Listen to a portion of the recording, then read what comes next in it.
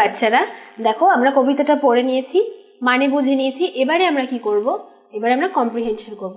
ফার্স্টে আমরা কয়েকটা কোয়েশ্চেন আনসার করব, তারপর আরো একটা কম্প্রিহেনশন করব। দেখো এখানে কোয়েশ্চেন আনসারগুলো খুব সহজ, কিন্তু আমরা তবু একবার পড়ে নেব। কবিতাটা কিন্তু তোমাদের ভালো করে পড়তে হবে, নইলে কিন্তু সবই কঠিন। সেই জন্য কবিতাটা পড়ে নিয়ে দেখো আমরা কোয়েশ্চেন আনসারগুলো কিভাবে করছি। In the poem, the first question, in the poem, where does the frog sit? বলছে কবিতার মধ্যে যে ব্যাঙটার কথা বলা হয়েছে সেই ব্যাঙটা কোথায় বসে আছে। ব্যাঙটা কোথায় বসে আছে আমরা জানি, ব্যাঙটা একটা লগের উপর বসে আছে বা গাছের গুড়ি যেটা। তাহলে আমরা লিখব, আমি এখানে ফুল সেন্টেন্স আনসার করছি। যদি তোমাদের ছোট কথায় বা এক কথায় দু কথায় লেখা থাকে তাহলে তোমরা কিন্তু এক কথায় বা দু কথায় আনসার দেবে। আচ্ছা, in the poem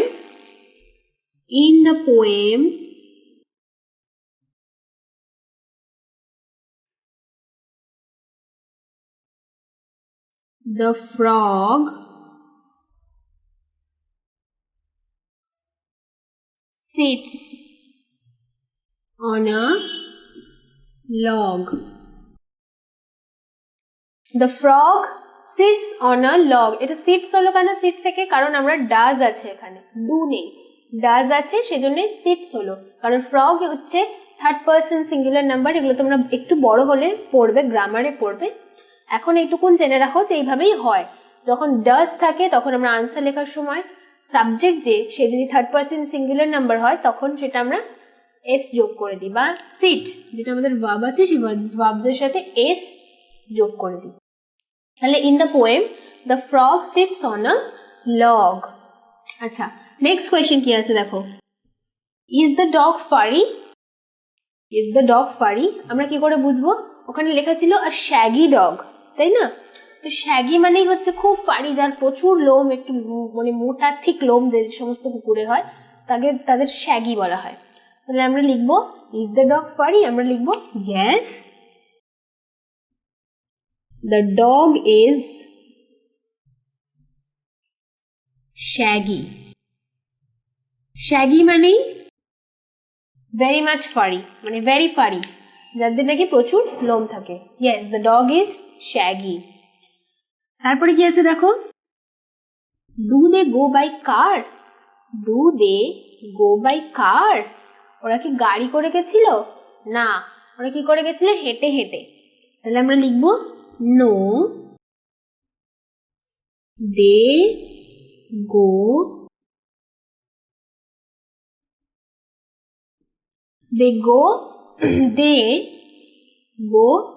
walking. ওরা হেঁটে গেছিল, তাহলে no, they go walking. Last প্রশ্ন কি আছে, how long do they go for? কতক্ষণের জন্য গেছিল? আমরা লাস্টে একটা পড়েছিলাম না যে সারা দিনের জন্য, ফর হোল ডে। তাহলে আমরা লিখবো they go off for a whole day.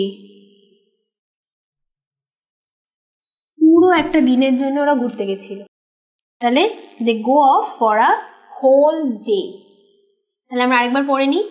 In the poem, where does the frog sit? In the poem, the frog sits on a log. Is the dog furry? Yes, the dog is shaggy. Do they go by car? No, they go walking. How long do they go for? They go off for a whole day.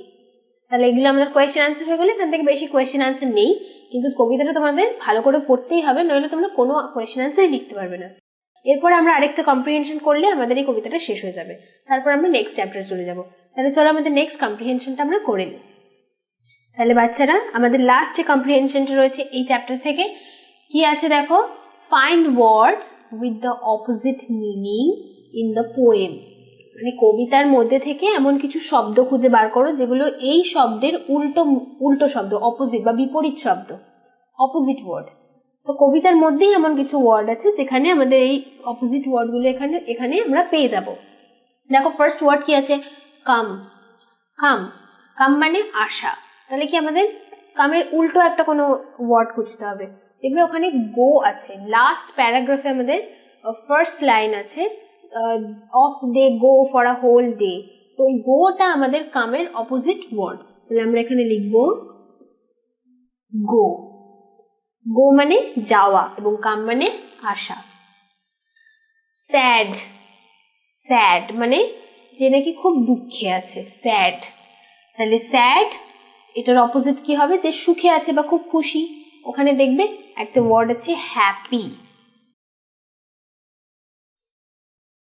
Last প্যারাগ্রাফের second line, second line দেখবে ওখানে happy বলে একটা word আছে। তো happy is the word opposite word of sad. ঠিক আছে, happy মানে খুব খুশি, আর স্যাড মানে খুব দুঃখী। তারপর একটা কি আছে অলওয়েজ। অলওয়েজ, অলওয়েজ এর উল্টো কি হতে পারে, অলওয়েজ মানে সব সময়, ফরএভার, অলওয়েজ। আর উল্টো কি হতে পারে, যেটা হচ্ছে কখনোই নয়। তো এরকম কোনো একটা ওয়ার্ড দেখবে ওখানে আছে নেভার, মানে হচ্ছে কখনো নয়, অপোজিট ওয়ার্ড অলওয়েজ এর অপোজিট নেভার। ওখানে last line of the last paragraph আছে and the sky never meets the ground. তাহলে এখানে আমরা লিখবো নেভার। এগুলো খুঁজতে গেলে তোমাদের কবিতাটা পড়তে হবে, ওই জন্য আমি বললাম সহজ কবিতা হলেও তোমাদের কবিতাটা পড়তে হবে। তাহলে অলওয়েজ, নেভার, নেভার মানে কখনোই না। নিয়ার, নিয়ার মানে কাছে, নিয়ার, নিয়ার তাহলে দূরে, অপোজিট ওয়ার্ড হবে দূরে। দূরের ইংলিশ হচ্ছে ফার। ফার বলে কোনো ওয়ার্ড আছে ওখানে, দেখবে ওখানে আছে সেকেন্ড প্যারাগ্রাফে একটা কথা আছে যে ওরা অনেক দূরে যাবে, ট্রাভেল ফার। তাহলে ফার আমাদের ওয়ার্ড আছে সেকেন্ড প্যারাগ্রাফ থেকে। Far is the opposite word of near. Near মানে কাছে, ফার মানে দূরে।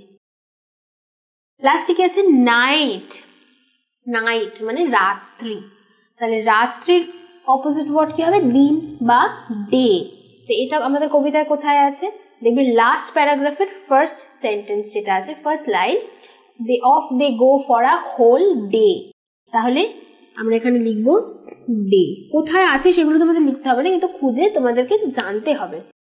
তাহলে আমরা পেলাম নাইট, কি কি পেলাম, come, go, sad, happy, always, never, near, far, night, day. ঠিক আছে, তাহলে আমাদের অপোজিট ওয়ার্ডও কমপ্লিট হয়ে গেল, আমাদের এই কবিতাটা, আমাদের চ্যাপ্টার 5টাও কমপ্লিট হয়ে গেল। এবার আমরা নেক্সট চ্যাপ্টারে চলে যাব।